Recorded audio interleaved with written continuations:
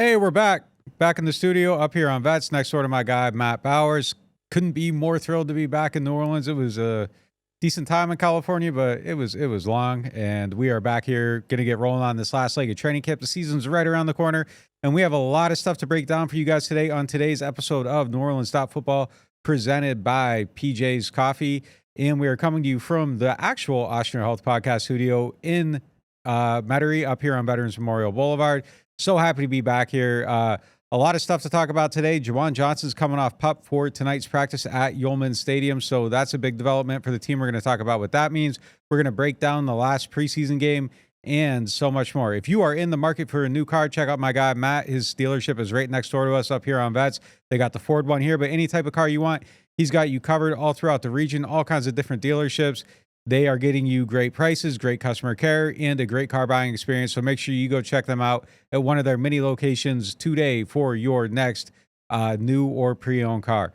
All right, we got a quick word here from our sponsors, and then we're going to be right back, and we're going to start breaking this thing down and get you ready for next weekend's game. Ochsner Health inspires healthier lives and stronger communities through a combination of standard-setting expertise, quality, and connection not found anywhere else in the region. To learn more about how Ochsner empowers people to get well and stay well, visit ochsner.org. Long live you. The NewOrleans.Football show is proudly presented by PJ's Coffee. PJ's Coffee has some of the best drinks that you can find. They have locations all over the city. They have pastries and everything else you need to get your day started. So go check them out.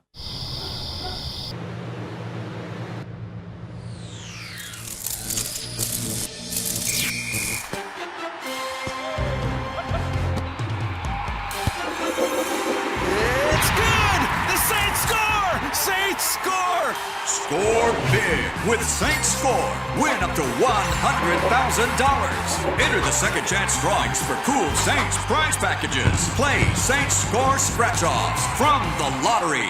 Looking for the best insurance coverage at the lowest price? Look no further than Chabert Insurance, the Earhart Agency. They are a local independent insurance agency right here in New Orleans, specializing in home, flood, and auto insurance. Their agents are born and raised in the area and understand our community's unique needs and the homeowners insurance crisis our residents are currently in. At Chabert Insurance, the Earhart Agency, their dedicated team will shop every available carrier in the market, ensuring you get the most comprehensive coverage at the lowest possible price. They know your time is valuable, which is why they work diligently to provide you with the quotes as soon as possible. Why settle for less when you can have the best? Trust Chabert Insurance, the Earhart Agency, to protect what matters most to you.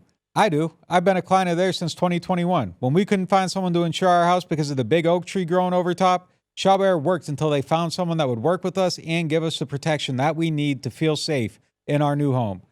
Call them today at 504-326-6526 or visit them online at Protected by Chabert. That's 504-326-6526. Chabert Insurance, the Earhart Agency, your local insurance experts. Hardhide Ponchatoula Strawberry Whiskey is an 86 proof blend of aged wheat bourbon, American light whiskey, and fresh Ponchatoula strawberries. Blended in New Orleans, it is not for the thin-skinned. Look for it in your favorite stores, bars, and restaurants. NewOrleans.Football is proud to be sponsored by Firehouse Subs. Make sure you check out their location on Veterans Boulevard. All right, let's get into the show.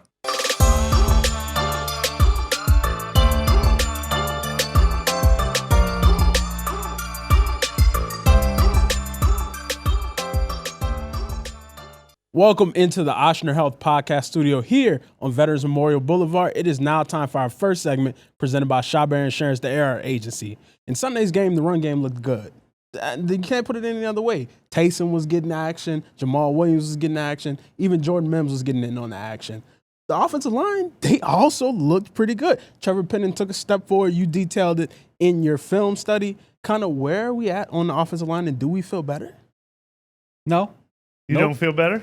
No, I mean, if you actually look, I'm not trying to be Debbie Downer here, and I know like the YouTube comments like are always saying that we're too negative, but like I'm just keeping it real. Like I watched the game, I rewatched it a third time, I went through the coach's film, all that stuff, and when you go through it, like look, Trevor didn't blow up a lot of plays. Like that's really good. He didn't have a lot of plays that blew up on him. I think it was a step forward from last week.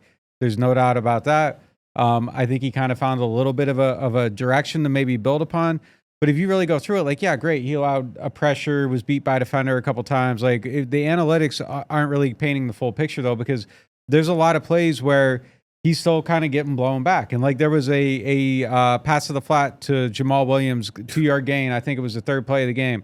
He gets driven back into Jamal Williams. And in a different sequence of events, like, that's something that could blow up that play. There's nothing down. I mean, it was 3rd and 4, and they had to punt because they only got 2. It didn't really affect. It didn't really affect Derek, though. Like, he still got the pass out in the flat, but, like, in a different sequence of events, you're going down the field. Now you're looking to the flat to get that outlet out, and maybe you're taking a sack there because your right tackle gets blown into your running back, and you're in field goal range, and now you're not in field goal range anymore. Like, that's something that could happen. There was a handful of plays where it didn't necessarily affect things, but he was placed on, skates, so to speak. And you're talking about a game where you're going against backups and they aren't game planning. And it's just really hard not to look at these plays and think, like, okay, if that's week 1 and he's blocking, whoever, and they're game planning for him, they're just coming. They're going to use all this stuff against him. And I don't see enough there to feel great about it. I'm still worried. Could it be better by week 1? I don't know, but I'm still.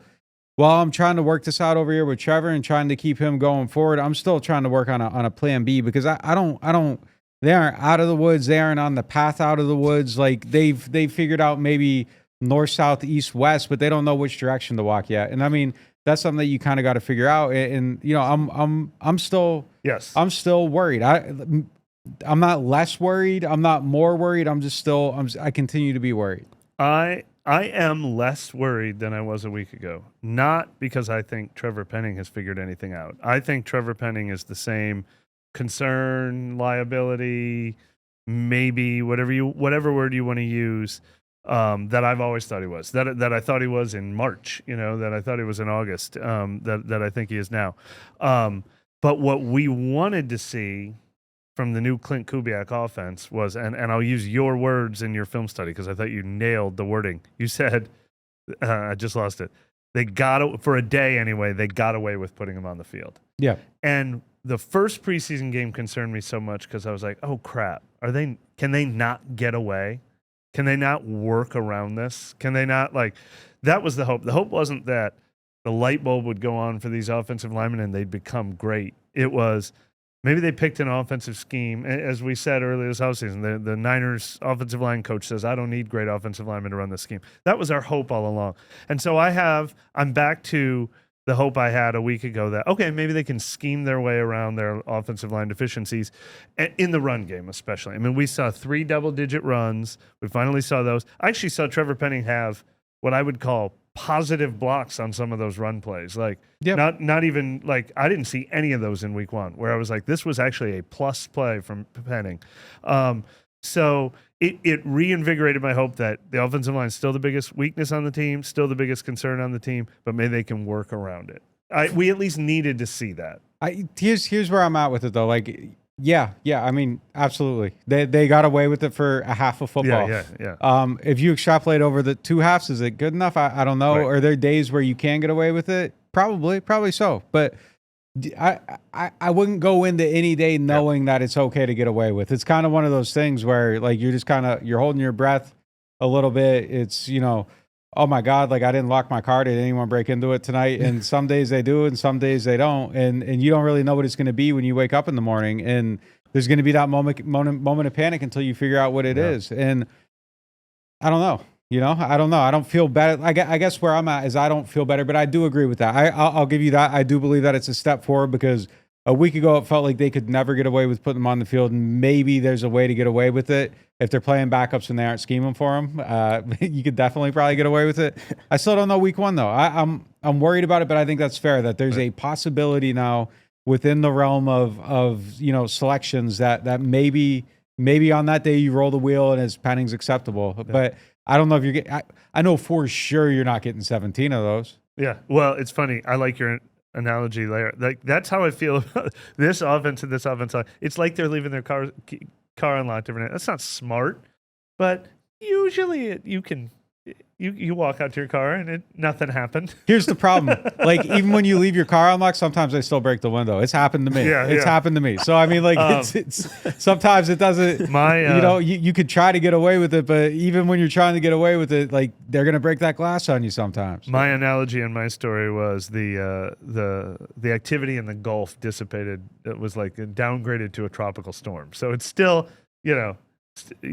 streets are still going to be flooded, but like, I don't feel like we've got to evacuate like after that game. I don't know. I'm still looking at Oliudo, man. I'm still looking at Oliudo. Absolutely. But again, I'm talking about they're not going to solve right tackle in a way that makes any of us feel comfortable. It's how does the run game look? We saw some of the Taysom we've been seeing. I liked Taysom Hill fullback. I liked Taysom Hill tailback. Lucas Patrick was way better. I thought he was worse than Penning in the first game in those 9 snaps or whatever it was, or he played all 25 snaps that the 3 guys stayed out. I thought he was significantly better in this game. I'm still concerned about him, but just it was panic button in the first game. Now it's just bad. Like, there's a difference between bad and panic button. So better is a relative term. A point that Nick had made early in his analysis is they were going against, like, basically a skeleton crew with the 49ers. Like, if those joint practices would have happened during the week and they were going against a full strength defense. They were full Bosa. Yeah. You might have seen more holes in that. So, he got away with this one. They were able to get away with putting him out there. The other thing I thought was interesting was they had a 3rd and 4 where they decided to run and got 6 yards. They had 3rd and goal from the 5. They decided to run and got 4 2/3 yards. Like that's some of the Kubiak stuff that we were promised would be a feature of this offense too. It's kind of cool to see the confidence in the run game. No, it looked a lot better. I mean, the run game, it's what you can see as far as like building off it. And they weren't even doing all the stuff now, but I pointed out something in the film study, and it feels like I don't know, day one, football to like point out motion stuff and how it's working. But like when you see it actually work, and it's just like, my God, like this is what we've been talking about forever. Like everything with the Saints was so static last year, and like you put a little bit of movement on things, you create gaps, you move people out of gaps, it makes the run game work. Like it's so much easier to do that stuff. And look, is this the cure all for everything? Did they actually find gold? Like we don't know that yet, but I think at worst they found fool's gold. And like the good thing about fool's gold is you might be able to take it into the store and exchange it. Like if they aren't testing it, you might be able to exchange it still. So like it's going to be better than it was last year. There's no doubt about it in my mind. That was a good example of it. They got to be able to block. It really just all comes back to point A. You know what is really funny though? So you did your film study and you did a segment on how simple it is. And this is every time we talk good about the Saints offenses, this seems so simple, but it makes sense. And you did that to show how motion helped their 11-yard run by Taysom Hill in the second drive. The night of the game, I broke down that 16-play touchdown drive, and it was Mark Sanchez, the analyst, who pointed out how much motion helped them on Jamal Williams' 6-yard run on 3rd and 4 that gained a first down. Olave went across, it froze the linebackers, and they tossed left to Williams, and he had a clear path. So 2 of their 15 runs with the starters on the field, there's an example of how motion freed up a big gain. One of the things that used to drive me nuts so much is like, so like when they would run last year, there were so many plays where there'd be a 4-man front, and it's offset 3 to the side, like center, bang, bang, bang, and on the other side, you got the other guy over the end. So like you got this like 2 bubble gap right there in the middle. And it was like they would run the ball and they'd run it at the strength of the defense. And it's just like when you see like, if you're doing like circle, like there's 5 circles and then there's 2 of them together. Like when they're set up like that, it's like just run at the big ass bubble. Like there's 3 yards there every single time. And if you block the linebacker, you're getting 5. And like, I never understood that. And then like you're watching yesterday, or not yesterday, but Sunday, and like they're running at the big ass bubble. And it was just like, thank God. Like it would drive me nuts. Like light bulb moment. Yeah, you're watching, you're like, why? Like, am I an idiot? What am I not understanding? Why aren't they doing this? And then it's just like, oh, there's not only this big ass bubble, but we're going to move one of the linebackers out of it. So then we're running at one linebacker and we're going to run the fullback at him and we're going to block him and we're going to be running at the weak side of the defense with our strength. And now you're in the second level. And it's just like, yeah, like it isn't as hard as it needs to be. And again, I might be an idiot and oversimplifying it, but like, I don't know, you can count and just run away from Like if I'm running from the police and there's 3 cops over here and there's one over here, I'm running to the one. Like I only got to get away from one guy. Like it's not that hard to figure out. If they catch you just tell them the car was unlocked.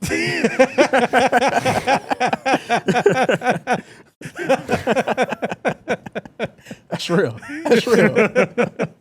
Let's roll on into our next segment presented by Jefferson Financial Federal Credit Union. It's the money segment. And that's actually very funny, Mike. That's a good one. That's a real good one. Nick's analogies, man. He has a lot of good talents, but his analogy game is... Yeah, that compass one was good. It was like, oh, they don't know where they're going yet, but they know kind of the direction. I mean, that's, if you can figure out how to walk one direction in the woods, you're eventually maybe going to find your way out as long as the wolves don't get you. Watch He's out not leaving. He's moving into the woods. He's a man. He can survive in the wilderness. That's right. Survivor. Let's roll on into I feel like he would do well in the wilderness. I feel like if I had to bet on one of these guys surviving in the wilderness, I feel like I'd bet on Edwin every time. Well, Edwin for sure. He has experience. But like I feel like Penning would have a good chance of surviving in the woods. I feel like he's strong. Like yeah. I don't know if he's full on help the bear, but I think he'd do well. We'll see. Yeah, we won't see because I doubt they're gonna get. We won't see. Yeah. Maybe in the next offseason he does the Aaron Rodgers thing and secludes himself in the woods for a while. I don't Revenant think so. 2? The Revenant 2? I don't think so. Starring Trevor Penning? I'd watch it. I'd go. Let's roll into our next segment presented by Jefferson Financial Federal Credit Union. It's not always that we see players who perform well in practice translate that intensity and energy into the preseason games, but Chase Young and the defensive line, I mean, I don't know if it's just because it was his old team. No, it really wasn't, because he was doing it last week too on his first time out against Arizona, but he's literally kept that same intensity up in both of these preseason games that he's shown in practice. Where are we at on him, and where do we feel about the D-line as a whole? You like 3 pressures in 15 snaps? That's a pretty good ratio. 2 quarterback hits. And high motor. Just the word that Dennis Allen has used to describe him, like we talk about sack totals a lot. Why has he never had more than 7.5 sacks his career? I don't know for sure. I don't know what held him back. But he's disruptive, and maybe that leads to other people's sacks. In the first game, Brian Brzee got a sack because Chase Young blew up his side. Like, he disrupts wherever he is on the field. It makes everyone on the defensive line better. I mean, I think it's the number one thing we feel better about this team is that guy has transformed that whole position group. Yeah, no, he's been huge for them. Just going back to the other thing, I feel like Jonathan Abram would be good too. He's a good fisherman. Mississippi? I feel like he'd do good in the woods. Like when they go on that bow fishing thing, like the videos on Instagram, he cleans up. And I have no idea if it's just for show or if it's for real, but like Eric McCoy has cowboy boots, like so I'm putting them up there. Like it seems like something you'd want to have up there in your survival kit. Like someone that wears cowboy boots feels like they can do something in the wilderness. Unless you're Brandon and you just got him for show. So I don't know. Landon Young's authentic. Landon Young's on the list too. Yeah. Landon Young's on the list too. Willie Gay is on my list, man. Willie Gay is on my list. Yeah. Landon Young's the guy who, when Dennis Allen put all the gas cans in the locker room as for all the old players last year as a way of saying like, hey, show me you have some gas left in the tank. Landon Young went around and collected all their gas cans because he's like, I can use these on my property. Yeah, okay. Yeah, all right. Hey, man, I know how to fish. I know how to fish. That means I know how to eat. I can eat for the rest of my life if I know how to fish. Yeah. I don't know. I got to see it. Anyways, back on topic. Yeah, no, Chase has transformed it for sure. One thing I wrote immediately after the game, and I wish I could walk it back a little bit. Well, I'm walking it back right now, so I can walk it back. And I never get married to a take. If I say something that's wrong and I'm correcting it, I was kind of hype about some of the flashes from Peyton Turner, but then I went back and watched the game, and I was pretty underwhelmed overall.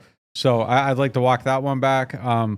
But I do like the signs that we're seeing from the D line. I like the idea of moving Cam inside. I like the fact that Cam's I think is embrace the right word. Like he's doing it. He's doing reluctantly. it. I mean, I had a story on it last week where he admitted that it's a hard pill to swallow. Reluctant embracement. Like he's embraced it, but reluctantly. But if this is what I have to do, I'm going to do it to the fullest. Yeah. So embrace is the right word. I like that. I like it. Seems like a better idea. So yeah, I mean, in general, I feel if there's one thing I feel better about on this team, it's absolutely that. And it just feels like there's some pieces there. It still feels fragile though a little bit, but one of the things that Brzee also an improved player. Yeah, that's what I was going to get to. So that's Young is a big boost. Brzee has improved. And we never talk about Carl Granderson because he's like the most known commodity on the team, but he's having the same summer that he had last summer before he had a great start to last season too. So Foskey's a big disappointment so far. I remain mystified by their drafting of the defensive line. I'm mystified by because you have Peyton Turner over here who's like one type of player. Foskey, who I feel like is the opposite. Small school upside, big strong. Foskey, big school college production, a little bit smaller, fast. You have and it just neither path worked. It's just I don't know. It's a lot of bad luck, kind of 3 times in a row. It's surprising to me. Something just isn't clicking yet because we watched him during the game and it's like, well, he has the speed, but he just isn't getting where he needs to be. Second week in a row, he played the most snaps on the entire team. This time he had 1 tackle, and last week he had no stats. There's crazy practice flashes, but I mean, who cares, right? I mean, like, show it in the game. Yeah. Let's go into our next segment presented by Hard High Ponchatoula Strawberry Whiskey. Look, the game, the Saints didn't win it. 16-10, they lost to the 49ers. We hinted to it in our first segment about some worries we still have on the O-line, but what else concerns us about this team so far? I'm not really concerned. I mean, they lost the game. Oh well. I mean, who cares? As far as things that matter, I mean, the first 2 drives were pretty bad. I mean, they were nothing. So I mean, that's 3 and out, right? Yeah, the slow start is concerning in that sense, but they kind of figured something out. If you want to be like really cynical about the long drive, like they had to convert 4th downs to keep it going, would they have actually done that in a real game that early? Probably not. So I mean, that's a little bit concerning. So I think there's still stuff to figure out. But I think for the start, like I think it was a step in the right direction. I feel mostly positive coming out of that game. It kind of alleviated some concerns. When it's a small sample and it's like 3 drives and 2 of them are bad and then you score, like it's easy to kind of get lost in that. It's like, oh man, like the percentage are 33%. But like in an actual game, like, if you bomb the first 2, but you hit on the 3rd and you get rolling, then that's fine. But you do want to start faster. I think they need to find a faster start in the next game if the starters play. But I mean, overall, I feel pretty good about everything as far as the first team defense and offense goes. There's still a lot of concerns on offense, but it was a step in the right direction. Yeah, I mean, I'll say this did nothing to alleviate my concerns about the pass catchers. And adding in that Rashid Shaheed has gotten hurt since the last time we had a show. He wasn't there for the last practice or the game. And we don't know that. That could threaten week 1, that injury. We don't until we see him back on the field, we don't know for sure. And then the Carr Olave connection wasn't great in this game. Carr missed on a throw to Cedric Wilson. A.T. Perry took a step back after he had the first game. Like, it's just so thin. I mean, we're going to talk in the next segment about Juwan Johnson coming back, which they desperately need. I would love to see Rashid Shaheed back, but you start taking pieces out and you realize how bare the cupboard is behind them. Well, I think they'll get some of those guys back though, and I think when you fill it out a little bit, it'll help. I mean, you look at the other side of the ball, they had the quarterback that figures to be the highest paid player in the NFL very soon, and he didn't have any of his weapons and he looked terrible. Yeah. So, I mean, it does make a difference. Yeah. I am a little bit worried about the timing. I mean, last week's practice coming out of the first game, like that was kind of the thing I kept tweeting about was the timing, and it looked like it was starting to get a little bit better, but it's still not quite all the way there. So, I mean, I think that's something that they got to kind of figure out. I do like how Carr's throwing the ball, though. Like, there's a lot of, like, boom, boom, back foot, out. And I thought last year there was a lot of, like, boom, boom, hitch, up, down, ball out. Like, there's a lot of just, like, boom, boom, out, boom, boom, out, boom, boom, out. And, I think maybe he needs to dial that in a little bit better. But, if you're doing that and then you do dial it in, like, I feel like you can be a little bit more effective than you were last year. Does it make a world of difference? No, but, like, I think it kind of helps. Especially with the spotty line, if you're just boom, boom, out, boom, boom, out, boom, boom, out. Quick passing game is as soon as that back foot hits, nothing like you'd rather see. That's what you want to see. So, even if it's like a 7 and it's a longer developing thing, ball gets hit, bang, out. Like that's what they want to do, and it looks like he's doing it. And maybe it's just a little bit of fine tuning because it's not that far off. It's just it's like a little bit off. So they got to figure that part out. Hey, if you haven't tapped into Nick's film analysis yet, be sure to do that because, like he just previewed just now, the man is deep in the details. We're going to hit a quick break, and when we come back, we'll evaluate Juwan Johnson coming off the PUP list and hit the Martin's question of the day. Keep it locked to NewOrleans.Football. Total Maintenance is one of the largest locally owned home and commercial service providers in South Louisiana. They were founded in 1980 and serve the greater New Orleans and Baton Rouge markets. And Total Maintenance wants to show some love to our NOF listeners. They have a membership program that gets you 2 tune-up visits for AC and heating, as well as club membership discounts of 15% on all repairs, half off of all diagnostic charges, and 3-year warranties on most repairs for membership clients. This is usually priced at the low price of $24.95 a month per system, but if you tell Total Maintenance that you found them through NOF, they'll lower the price to $20.95 per month per system for as long as you keep the membership active. It will never increase. Total Maintenance has a tune-up special running this summer for $79, down from the normal price of $179. This is a one-time offer for one system only. They also offer a free diagnostic on second opinions on units deemed to be unrepairable, and they offer free estimates for replacements as well as commercial maintenance programs. Services include AC and heating service and replacement, electrical service, plumbing service, as well as generator service and installation. They are Total Maintenance. Find them at tm-ac.com or give them a call at 504-841-3300, or if you're in the Baton Rouge area, 225-480-1000. Martin Wine and Spirits is home to a selection of hand-picked barrel select bourbon, whiskeys, and much, much more. They are family owned and operated since 1946 and specialize in wine, spirits, gourmet food, gift baskets, catering, and tasting events. They have many locations, so they're never too far away. You can check them out in Metairie, New Orleans, Mandeville, and Baton Rouge, or if it's more convenient, you can always shop online. Whether you're a wine novice or a seasoned collector, you'll enjoy the Martin Wine and Spirit experience. Shrimp Remoulade combos are back at New Orleans Hamburger and Seafood Company. Zesty shrimp remoulade served with fried shrimp, catfish, or soft-shell crab starting at $10.99. Or try one of our spring specials, catfish lafitte or lemon caper fish with crab meat. Now at New Orleans Hamburger and Seafood Company. There's nothing quite like the feeling of stepping into your dream home. At Jefferson Financial Federal Credit Union, we can help make that dream a reality with a team dedicated to you. When you partner with Jefferson Financial, you do so for the life of the loan. Having a single point of contact when questions arise is invaluable. Our experts are here to guide you every step of the way. There's no better time to invest in your future. Apply online at jeffersonfinancial.org. Federally insured by NCUA, Equal Housing Lender. Whether you are a local New Orleanian or a fan in town for the game, get your pre- and post-game fired up at Aaron Rose. Local chaos and local love for the black and gold. Wake up and live with daily drink specials, mimosas, screwdrivers, Bloody Marys, and hot or frozen Irish coffees, all just $3 or $4 between 10 a.m. to 2 p.m. Aaron Rose, half a block from Bourbon Street in the French Quarter, 811 Conti Street. Looking for the ultimate game day experience? Come to the Queen Casino in Baton Rouge. Savor game day platters and snacks, plus drink specials at 1717 Kitchen and Cocktails. Wall-to-wall, state-of-the-art TVs mean you'll see every touchdown, Hail Mary, and big turnover in crystal clear HD. Place your bets and feel the thrill of every play with our DraftKings Sportsbook. So come out for game day and let our team make you the MVP. The Queen Casino in Baton Rouge, where every moment is a win. Welcome back to the Oshner Health Podcast Studio here on Veterans Memorial Boulevard. It is now time for our next segment presented by New Orleans Hamburger and Seafood Company. Nick, you had it early on Twitter that Juwan Johnson is returning off the PUP list and will practice in some form or fashion today. He had surgery in June for his foot. We've kind of seen him throughout training camp, just ramping up, doing some things with the trainers on the side, working after practice. How much of an addition is this to the tight end room?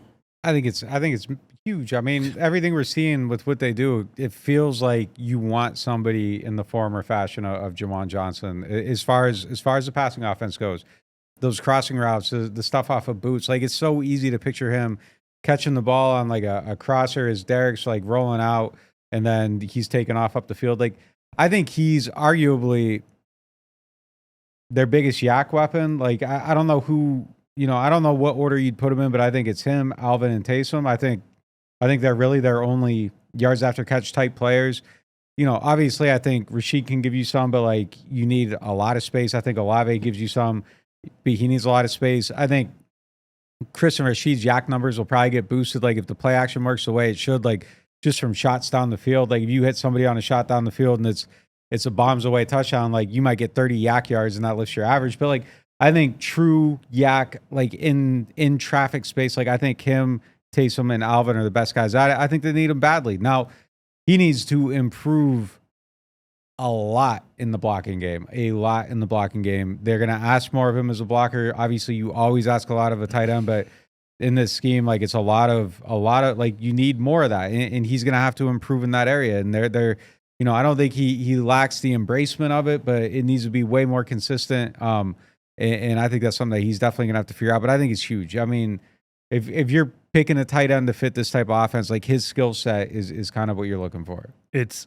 absolutely huge, but it's huge in concept. Like, we also need to know what Juwan Johnson we're getting. I mean, I think he was one of the, I don't want to put it all on him. I mean, it could have been Pete Carmichael. It could have been how it was used. It could have been the entire offensive failure. But, I mean, it's one of the most disappointing things about the first 3 months of the season is how he disappeared from this offense when he thought he was going to be, when we thought he was going to be a big part of it. He ended up finishing really strong. And I don't think this injury, wiping out the first 4 weeks of training camp or whatever it is, 3 weeks of training camp, that's probably not a good thing for him. But I'm glad that he's going to be back to have a good 3 solid weeks leading up to the season. But yeah, I mean, the idea of Juwan Johnson is exactly what this team needs. Is he finally going to deliver on it? The opportunity is going to be there because there's no one else that can do it. Foster Moreau, I think, is going to be a big part of this offense. I loved the play that started off their touchdown drive where Foster Moreau helped Trevor Penning block and then released into the flat for what looked like a pretty easy 7-yard gain. And then we saw Taysom Hill not be able to do that. He actually got Derek Carr in trouble when he helped Trevor Penning block and then released, and his guy got there too early. So Juwan Johnson's got to be able to do at least that. But yeah, I mean, add more pass catchers like him to this offense, absolutely. Would 525 yards and 5 touchdowns be a good season for him? Yeah. Last year, though, 12 months ago at this exact time, I would have said, what is he, missing 6 games? And now I'm like, unfortunately, that's a realistic bar to set. But I would hope he could do more than that. It's funny because I was looking at it the other day, and I felt like he dropped off huge last year, and his per game averages were about the same. He was basically, it's just he missed a bunch of games, and it felt so disappointing. I was like, well, maybe this is just who he is. And if he gave him 525 and 5, I would feel okay about it. It's just does he play all the games? I guess that would be the thing. But he averaged 31 yards a game in 22 and 28 last year. That's not a difference. It's the same. That's basically the same season. But it felt so much worse. And then it felt like at the end of the season he finished strong. But I think it was just kind of a matter of perception, and he got healthy and he kind of just became who he always is at the end of the year. Yeah, but the difference was his numbers in 2022 were oh, look at this neat little find that they have. The former undrafted guy who comes up big every once in a while. He would play in there hurry up, and then he'd be off the field, and he'd get his touchdowns in the hurry up. But then last year was this year I'm going to play a much bigger role in the team. I've been studying Julian Edelman tape, so I'm going to be the guy Derek Carr throws choice routes to. I'm going to be on the field all the time now. And then in training camp and in the preseason, he was on the field all the time. And we're like, oh, there's going to be a new Juwan Johnson. The fact that he put up the same numbers as before was a big disappointment, I think. Yeah, it's kind of you hit Netflix and you find the random movie that nobody's ever heard of, and you watch it and you're like, oh, wow, that was really good. And then you tell people about it and they watch it and they're like, because you gave them expectations and they're exactly right. It was just okay. Exactly what I mean? It was just that was kind of it. Yeah. There's expectations now, but maybe those have been lowered a little bit after last season.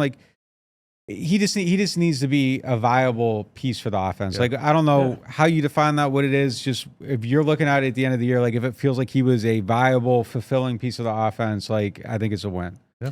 Make sure you keep it locked to NewOrleans.Football to see how Johnson practices tonight. But we're going to roll into our next segment presented by Aaron Rose. This is a 2-part question right here. 1, do you think the starters will play Sunday? And 2, should they play Sunday? I don't know. I wouldn't roll anything out. But I say, why not? I think they could use more tuning up. Keep rolling them out there. I don't care. Keep doing it. Until you see it, until they start a game fast. This is your last chance. I didn't see enough to feel great about it. I typically teams don't play their starters 3 times in the preseason, but I don't know, man. There's a lot on the line here. The start of the season's tough. If you can get another tune-up, I would be very I would really look into taking advantage of it. Yeah, kind of like the tone being set by it too, which is it signals a different approach from the past, which is you guys need that. You guys haven't earned a day off. You guys haven't earned a game off. We need to see something. I mean, Dennis Allen was saying he bases it on what I need to see from the team. And in this game, he needed to see a successful drive. He needed to see a touchdown. Now that they've shown that, how bad does he need to see that? Is it just for show? Is it about momentum? Is it, like it's not about, we need to hear Clint Kubiak in my headset anymore. So how bad do they need the momentum of playing well again? I don't know, but, I mean, no matter what, we're talking about, Derek Carr, Chris Olave, Eric McCoy, Cesar Ruiz, and maybe Alvin Kamara play. All these other people are playing. Like Trevor Pennant's playing. Tali Fuaga, if healthy, hopefully this week is playing. Lucas Patrick is playing. Cedric Wilson's playing. Any other receivers that aren't Chris Olave are playing. So those are the people who absolutely need it. The other ones, I'm all for it. But I bet it would just be a series or two. I don't think they're gonna keep picking it up beyond what they. What'd you think? I think they should. Yeah, they're down here in front of the fans for the first time. Yeah, I mean, I know that's not the end all be all factor, but I think anything that can help that Chris Olave, Derek Carr, Derek Carr, Cedric Wilson connection kind of help grow and get the timing down and stuff in a real game-like scenario, do it. Make it happen. That's a good point, too, because the first game of the season is at home. They haven't played in the Dome yet. I mean, it is another reason to help them not have any adjustment in the first game. So, yeah. Now we're going to get into our Martin Wine and Spirits question of the day. Martin's is home to a wide selection of hand-picked barrel-select bourbon, whiskeys, and more. Martin's, so much more than just wine. Today's question comes from Caleb Jackson. Caleb asks, what do you predict Taysom's passing, rushing, and receiving stats to be for the 2024 season? You left off the part where they say, I know this is impossible. It is impossible. It's impossible for us to predict anybody's stats, much less somebody who we don't know exactly how they're going to use him. I do think we'll see some of those QB power looks. The only times we've seen him in practice, though, are near the goal line, inside the 5. We haven't seen them bring in Taysom for, he could run or he could pass in the middle of the field. I think maybe we'll see less of that. I think we'll see QB power in like short yardage goal line situations. I don't know that we're going to see Taysom Hill passing that much. I don't want to see him passing. Yeah. I don't want to see him running QB power at the 40-yard line either. Right. I think what they're doing is a more effective, better use of it. It tells a better story within your offense. I think it sets up other looks off of it. As far as like if he's out there, maybe you can show one thing, do another thing. Like it tells a better story. It doesn't take your quarterback out of rhythm. Like I know that's something that all of them have downplayed over the years. I guarantee when they go home to their wives, they're probably like, "What the hell?" Took me out 10 times. Yeah. Like I was just getting into the flow and they took me out. Like I think it's better. Like I feel like this is a better use of him, treating Taysom as a running back who could maybe throw a pass in the red zone, like maybe run a trick play here and there. Like, yeah, that's great. But like every single game, no, I feel like what they're doing now is. I think it's better. I think it's smarter. I think it tells a better story, and I think they have a better plan than they've ever had for him. I'm a little torn on that. I mean, the concept of playing 11 versus 11 instead of 10 versus 11, like I got sold on that. I got sold on that watching Taysom Hill average 6 yards a carry with 100 carries 2 years ago. Like, oh yeah, usually Derek Carr hands off, and then he's out of the play, and it's your 10 guys versus their 11. When Taysom Hill's back there, it's 11 versus 11. Like, I've seen it work. And that makes sense to me. So I'm not as down on the concept of mixing that in. But this works too. I like fullback Taysom Hill, who shifts to tight end a lot. Yeah. Like, I mean, I like tailback. It works as a scene though, like as a movie. Like you're filling up 3 hours. Like, yeah, it's a great scene. Yeah. But I think you can write a better script. And that's what they're like. I don't give a damn about the action sequence if like the storytelling isn't great. But I mean, I feel like that's why he averages 6 yards a carry. I feel like Wildcat Alvin Kamara could, but like I just like no one's ever proven to me why the Wildcat doesn't work in the NFL. But I get, if there's no threat of pass, the Wildcat doesn't work. Taysom Hill is a threat of a pass, so I don't hate it, but I'm willing to agree with you. It's just like I don't know if tailback Taysom Hill can average the same yards per carry is QB power, which you've said it sometimes was the most unstoppable play in football. You know what I mean? Yeah, but it's great. But like, I'm trying to tell a story, and if I got Taysom out there and they got to defend Taysom a certain type of way, and then he shifts out wide, and now your corners, you can do that, or it might open something up for Chris. I think it makes you a better offense if you have him as a viable every single down type of player that can do a lot of different things. And like, frankly, like there's a handful of plays that might lift your average a little bit, but like, I like the idea of him getting the ball behind the line of scrimmage and getting like blasted through that hole with Adam Prentice ahead of him. Like, I like that play. I like the idea of it. And I like all the stuff that you can do off of that at the same time, because both those guys can do it. Taysom a little bit more. I like the idea of it way better. Like, he becomes a foundational piece of your offense instead of like the fountain in the front yard. Like, it's just so much. It's so much better. Was like the showstopper though. That sold the house a couple years. It's still there though, but like it's built. You know what I mean? Like, it's built within it now. But we saw three things on the touchdown drive. We saw him lead blocking for a double-digit Jamal Williams run. We saw him following Adam Prentice for a double-digit run of his own at tailback. And then we saw him take the fullback dive for a touchdown. I mean, and then he shifts to tight end too, in addition to all that. So anyway, I just love the usage. But to answer the question, I think we're going to see the passing numbers go down, the passing attempts go down, be a rarity. Rushing, the most he ever had was 96 carries for 575. Last year it was 81 for 401. I think we'll see at least 80 carries, maybe more. I'll say, so I'd be surprised if I'd say at least 400 rushing yards, maybe closer to 500. You know, like the thing to me is kind of like when like a young athletic player comes in the league and they have him like returning punts and running some trick plays, and then like Steve Smith becomes Steve Smith. Give me Steve Smith instead of Steve Smith, the occasional wide receiver who's a really good punt returner as a rookie. Like, if you can take that player and make him into like an every down type of guy, like, I think the value is there so much more. Like, the one thing that I do think there is some value to that could be eliminated a little bit is just the idea of like having to spend, even if it's 25 minutes of practice preparing for this other thing. Yeah. And like, I don't, maybe you still do. Like, that's the one thing that I think kind of you lessen, but like, if you tell me Taysom is a every down pretty much type of player and the options are wide open, I like it so much more. I think he'll still cause problems for opposing defenses if he's lined up here. We've seen Mike Hodges pick Taysom's brain a bunch, and they identify Taysom almost like a quarterback identifying the mic. Like, one more thing, though, on this question. So if we agree he's probably going to get 400 to 500 rushing yards, we know he's going to be used as a rusher, tailback, fullback. What about pass catching? Last year he had 33 catches. You think he approaches 33 catches again this year? Yeah, maybe. I think he needs to become a better route runner, honestly. Like, he looked last year a lot like a guy, and throughout his career, a guy that was just kind of like, I do all these other things, and now I'm going out here and doing this on the fly. Like, I'm curious to see like how that kind of develops overall through a course of a season, like with someone in like a real role. I could see more than 33 though. I could see more than 33. It's a pretty high number. I'll be the 3 years before that it was 9, 4, and 8. So 33 was pretty high last year. It might not go way up, but I think we agree he's going to be on the field a ton. Saints tried out Andrew Dowell today. I'm about to say, this man Nick came off the top rope with an Agent 89 reference. Like, I haven't heard Steve Smith's name in a minute. That'll do it for this episode of NewOrleans.Football. For those who are already subscribed, be sure to stay in here for overtime. And for those who aren't subscribed yet, what are you doing? Code CAMP24. Catch you next time.